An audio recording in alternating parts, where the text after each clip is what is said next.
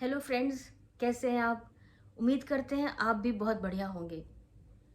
हम अपने घरों में देखते हैं कि थोड़ी थोड़ी सी तकलीफ हर किसी को देखने को मिलती है। किसी को बॉडी पेन, किसी को सर दर्द, किसी की कमर में दर्द, किसी के पेट में दर्द। लेकिन जब यही पेन बहुत ज़्यादा खतरनाक हो जाए या बहुत लंबे समय तक रहने लगे तो आप इसको प्लीज़ नज़रअंदाज ना करें। आज मैं बात करूंगी थकावट को लेके। ये हम सभी के साथ होता है कि हम कभी कभी अपनी बॉडी को बहुत थका हुआ महसूस करते हैं, बहुत थकावट महसूस करते हैं।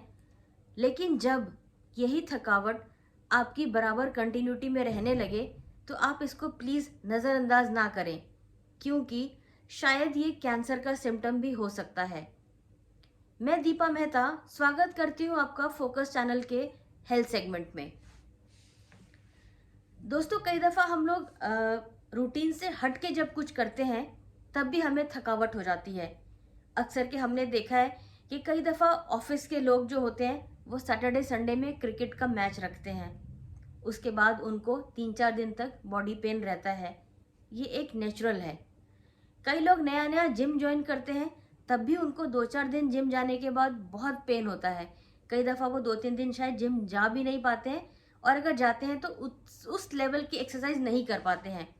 बट ये वाली थकावट भी रूटीन में धीरे धीरे ठीक हो जाती है। ऐसे ही जब हम किसी फंक्शन में जाते हैं या घर में ज़रूरत से ज़्यादा काम कर लेते हैं या ऑफिस में बैठने का काम ज़्यादा से और ज़्यादा टाइम में हो जाता है, या हम लोग बहुत देर तक कंप्यूटर स्क्रीन पर रहकर काम करते हैं और आंखों की थकावट की वजह से बैठे बैठे पूरी बॉडी अकड़ जाती है, स्पाइन में दर्द होने लगता है, तो ये भी एक तरह की थकावट है। थकावट के बहुत सारे रूप हैं, ये हम सभी जानते हैं।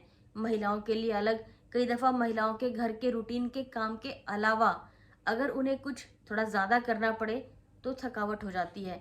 कई दफ़ा नींद पूरी ना हो तो भी थकावट रहती है। अगर हम 8 घंटे की अच्छी नींद लें तो आप देखेंगे बहुत अच्छी तरीके से फ्रेश आप उठेंगे। दोस्तों, कैंसर जैसी टॉपिक के ऊपर बात करने के लिए मैं बहुत दिनों से सोच रही थी, लेकिन थोड़ा सा मुझे भी अंदर से कैंसर के नाम से ही कुछ अजीब सी घबराहट होती है। मगर रिसर्च के पता चला है, WHO के मुताबिक पिछले 5 से 10 सालों में हमारे देश में कैंसर बहुत तेज़ी से बढ़ रहा है। इसके कई सारे कारण हैं। मैं आपको ये कहना चाहती हूँ कि एटलीस्ट हमको कैंसर के लक्षण के बारे में तो पता हो, ताकि हम अपना ट्रीटमेंट टाइम पर करवा सकें। क्योंकि कैंसर एक ऐसी बीमारी है जिसका पता ही हमें बहुत देर से चलता है, क्योंकि ये साइलेंटली अपना काम करता है बॉडी के अंदर और हमें धीरे धीरे अंदर से ख़त्म कर रहा होता है। अगर हम अपने सिम्टम्स को पहचानना शुरू कर दें तो हम अपने चेकअप के लिए, टेस्ट के लिए डॉक्टर के पास जा सकते हैं। लेकिन दोस्तों, मेरे कहने का मतलब ये कतई नहीं है कि हर सिम्टम कैंसर से ही रिलेटेड हो। आपको अगर थकावट रहती है और कंटिन्यूटी रहती है, इसका ये मतलब नहीं है कि कैंसर ही है। प्लीज़ मेरी इस वीडियो को आप नेगेटिव तरीके से ना सोचें और ना ही कोई वहम लें, ना ही किसी वहम का शिकार बने। आपको जो मैं बता रही हूँ, अगर आपको लगता है कि आपके साथ ऐसी चीज़ें हो रही हैं और काफ़ी लंबे समय से हो रही हैं, तो आप प्लीज़ डॉक्टर से एक सिंपल चेकअप करवा लीजिए। ज़रूरी नहीं कि वो कैंसर ही हो, और ये भी ज़रूरी नहीं कि वो कैंसर ना हो। कई दफ़ा हम कैंसर के मरीज़ों को जब सुनते हैं तो वो कहते हैं कि हमें कैंसर का पता ही 3rd स्टेज में चला, इसके लिए हमारे को ट्रीटमेंट के लिए देरी हुई। आज की डेट में कैंसर का ट्रीटमेंट बहुत अच्छी तरीके से अवेलेबल है और बहुत अच्छी टेक्नोलॉजीज़ के साथ अवेलेबल है। इस सेगमेंट में आगे बढ़ने से पहले मैं आपको बताती हूँ कि थकावट से होने वाले, जो हम कैंसर की बात कर रहे हैं, ऐसे कौन से 3 लक्षण हैं जिनको आप ज़रूर ध्यान दें। आपको बॉडी पेन हुआ, आपको तकलीफ हुई, आपने कोई मेडिसिन ली और आपको उस पेन किलर से दर्द आराम हो गया। लेकिन जैसे ही दवा का असर खत्म हुआ और आपका दर्द दोबारा बढ़ने लगा और ये दर्द आपके शरीर में रेगुलर ही रहने लगा, इस दर्द की वजह से आपका चलना फिरना, उठना बैठना मुश्किल होने लगा। यहाँ तक कि आप अपने रूटीन के काम करने में भी बहुत थकावट महसूस करने लगे हैं। इवन वॉशरूम जाना या नहाना नहाने के बाद आने के बाद आपको बहुत थकावट लगती है, आपकी सांस फूलने लगती है, तो ये एक तरह का लक्षण हो सकता है। इसके अलावा आप अपना 3 टाइम का मील नियमित रूप से ले रहे हैं, आप अच्छे से पौष्टिक आहार खा रहे हैं, उसके बावजूद भी आपके शरीर में ताकत नहीं हो रही, आपका वज़न नहीं बढ़ रहा और धीरे-धीरे अगर वज़न गिर रहा है, तो ये भी एक कैंसर का लक्षण हो सकता है। क्योंकि जो भोजन हम खाते हैं, हमारे कैंसर के जो सेल्स बॉडी में पनप रहे होते हैं, वो हमारे भोजन का पोषक तत्व बहुत जल्दी अपनी तरफ खींच लेते हैं, जिसकी वजह से हमें कमज़ोरी रहने लगती है और हम अपने डेली रूटीन के काम करने में भी धीरे धीरे सक्षम नहीं रहते। इसके अलावा तीसरा कारण ये वंशानुगत भी होता है। कैंसर के मरीजों के जब टेस्ट कराए गए तो पता चला कि इनकी पिछले परिवार में किसी ना किसी को कैंसर, किसी भी तरह का कैंसर रहा है। और ये ज़रूरी नहीं है कि आपके नाना नानी, दादा दादी, मामा मामी या मौसा मौसी को किसी को रहा हो तो ही आपको कैंसर हो सकता है। ये कई दफ़ा कैंसर का जीन्स 1, 2 या 3, इसके अलावा भी कई पीढ़ी गैप करके भी सामने आता है।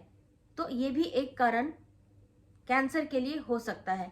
इसकी वजह से भी, जैसे हेरिडिटरी है और आपको कैंसर की शिकायत का महसूस हो रहा है या अभी टेस्ट हुआ नहीं है, टेस्ट होना है, तो भी अगर आपकी बॉडी में बहुत ज़्यादा थकावट लग रही है तो आप इसको प्लीज़ नज़रअंदाज ना करें। ये भी एक तरह का वंशानुगत कैंसर हो सकता है।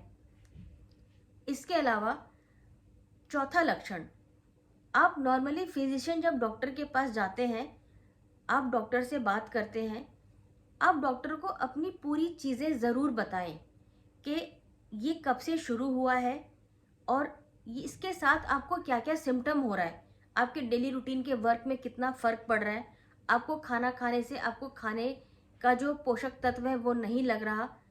ये सारी चीज़ें बताने के बाद डॉक्टर जो मेडिसिन आपको प्रिस्क्राइब करे, उसके ट्रीटमेंट के बाद भी अगर आपको फ़र्क नहीं पड़ रहा तो आप डॉक्टर से खुद भी डिमांड कर सकते हैं कि आप मेरा कुछ इस तरीके का टेस्ट करें जिससे मुझे कैंसर का पता चल जाए। और दोस्तों, आप अपने हिसाब से मल्टीविटामिन्स, ताकत की दवाइयाँ, इंजेक्शंस, इसका इस्तेमाल या प्रयोग शुरू ना करें। आप डॉक्टर की सलाह ज़रूर लें और ट्रीटमेंट प्रॉपर तरीके से करवाएं। दोस्तों, आज के टाइम में कैंसर का इलाज बहुत ही बेहतरीन तरीके से होने लगा है। कई ऐसी मेडिसिन आ गई हैं, कई इतने अच्छे तरीके से, अच्छी टेक्नोलॉजी से ऑपरेशंस होने लगे हैं कि मरीज पूरी तरीके से ठीक हो जाता है। कैंसर क्यूरेबल है जब हमें ये समय पर पता चल जाए। जैसे कि इस समय कुछ ऐसे टेस्ट हमारे देश में अवेलेबल हैं कि अगर हम उनको समय पर करवाएं तो भविष्य में कैंसर होगा या नहीं, इसका भी हमको पता चल जाएगा। ये एक रिसर्च भी है और कई सेलिब्रिटीज़ ने इन टेस्टों को करवाया है और इन टेस्टों के ज़रिए उनको जब पता चला कि आने वाले समय में हमें कैंसर हो सकता है तो उन्होंने उसका ट्रीटमेंट पहले ही करवाया है। जैसे कि एंजेलिना जोली ने जब अपना टेस्ट करवाया तो उनके टेस्ट में आया, ये एक हॉलीवुड मूवी की हीरोइन है, हम सभी इनको जानते हैं। इनके टेस्ट में आया था कि इनको ब्रेस्ट कैंसर की शंका हो सकती है। इन्होंने अपनी ब्रेस्ट पहले ही रिमूव करवा दी ताकि कैंसर का खतरा हट जाए और इनकी बॉडी पूरी की पूरी फिट एंड फाइन रहे। तो आप प्लीज़ जो टेक्नोलॉजी, जो मेडिसिन, जो सर्जरीज अवेलेबल है, आप उनका फ़ायदा उठाइए, उससे अपना ट्रीटमेंट करवाइए और अपने शरीर को स्वस्थ रखिए। दोस्तों, हमारा मकसद आपको वहम में या डराने का बिल्कुल नहीं है। मैं इस वीडियो को बनाना सिर्फ इसलिए चाहती हूँ कि कैंसर के लक्षण हमें पता हो ताकि हम समय रहते इसका ट्रीटमेंट करवा सकें। मैंने पहले भी प्रोस्टेट कैंसर के लक्षण पे एक वीडियो बनाया है, आज मैंने थकावट पे एक वीडियो बनाया है। इस तरीके से मैं अभी कुछ और वीडियोस कैंसर से रिलेटेड बनाती रहूँगी और उसमें बताती रहूँगी कि किन लक्षणों को आप पहचान सकते हैं और अपना ट्रीटमेंट समय पर करवा सकते हैं। दोस्तों, अगर आपको ये वीडियो अच्छी लगी हो तो आप इसको प्लीज़ शेयर करें, हमारे चैनल को सब्सक्राइब करें और बेल आइकन को टच करें। मैं फिर आऊँगी किसी नए टॉपिक के साथ। तब तक आप खुश रहिए, स्वस्थ रहिए और मुझे दीजिए इजाज़त। तब तक के लिए थैंक यू।